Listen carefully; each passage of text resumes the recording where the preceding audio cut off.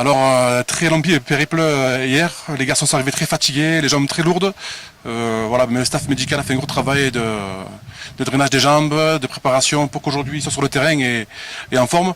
Aujourd'hui, premier entraînement, on est ravis. Il y a un magnifique stade, une pelouse. Ils prennent vraiment soin de leurs installations. Et voilà, on sait que c'est le match, le terrain dans lequel on va jouer le match. Et voilà, on est ravis de voir que même en Afrique, il accorde de très belles choses.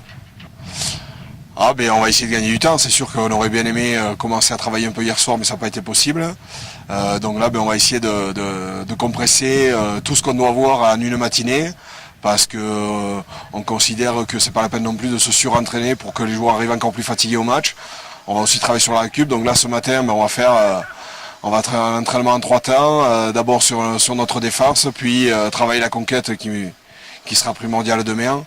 Et enfin, voilà notre organisation offensive. On a essayé de simplifier au maximum les choses pour que les joueurs puissent intégrer, être à l'aise demain. Et puis voilà. Et puis on leur a dit que de toute manière, il faudrait s'adapter en cours de match, qu'il faudrait faire évoluer la stratégie en fonction de ce qu'on découvrirait demain, et d'être en éveil par rapport à ça. Voilà, on n'a pas trop de temps pour travailler, mais on va aller à l'essentiel.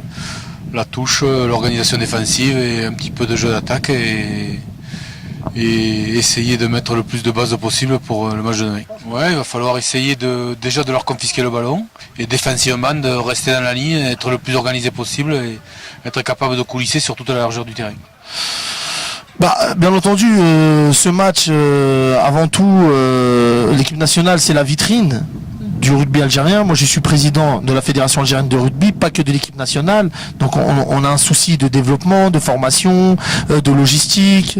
On demande à nos pouvoirs publics de s'intéresser plus à notre sport et surtout en nous attribuant des infrastructures adéquates pour pouvoir s'entraîner au rugby, car 95-99% des terrains et des structures étatiques sont pour le football, qui est le sport roi en Algérie.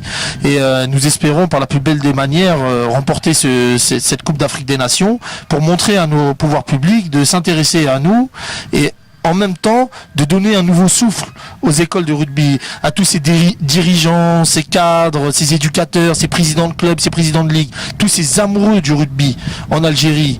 Voilà, et on a des amoureux du rugby, on a même des équipes féminines. Personne n'aurait cru il y a quelques années avoir des filles qui jouent autour du ballon ovale en Algérie.